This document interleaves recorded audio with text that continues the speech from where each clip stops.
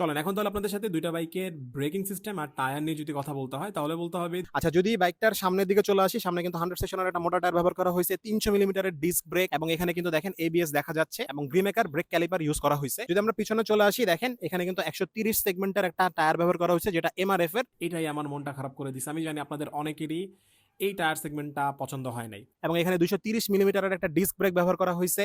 এখানেও কিন্তু আপনারা পেয়ে যাচ্ছেন এবিএস। সামনের টায়ারটা নিয়ে কথা বলি, সামনে যে টায়ারটা ব্যবহার করা হয়েছে সেটা হচ্ছে 110/70 আর রিম সাইজ হচ্ছে 17। এমআরএফ এর একটা টায়ার কিন্তু ব্যবহার করা হয়েছে, কার এখানে এবিএস এর রিং দেখা যাচ্ছে। আর অ্যাজ ইউজুয়াল জিক্সারে যেই ব্রেক ক্যালিপার ব্যবহার করা হয়, বাইব্রির ব্রেক ক্যালিপার কিন্তু এখানে ব্যবহার করা হয়েছে। পিছনে যে টায়ারটা ব্যবহার করা হয়েছে 150 সেকশনের একটা মোটা টায়ার, ঠিক আছে, এটাও কিন্তু এমআরএফ এর একটা টায়ার ব্যবহার করা হয়েছে। এবং এটার পিছনে কিন্তু দেখেন এবিএস এর রিং দেখা যাচ্ছে। জিক্সার 250 সিসি এই বাইকটার যদি আমরা কন্ট্রোলিং ব্যালেন্সিং N250 সাথে তুলনা করি তাহলে বলতে হবে যে এখানে জিক্সার 250 সিসি কিছুটা এগিয়ে থাকবে।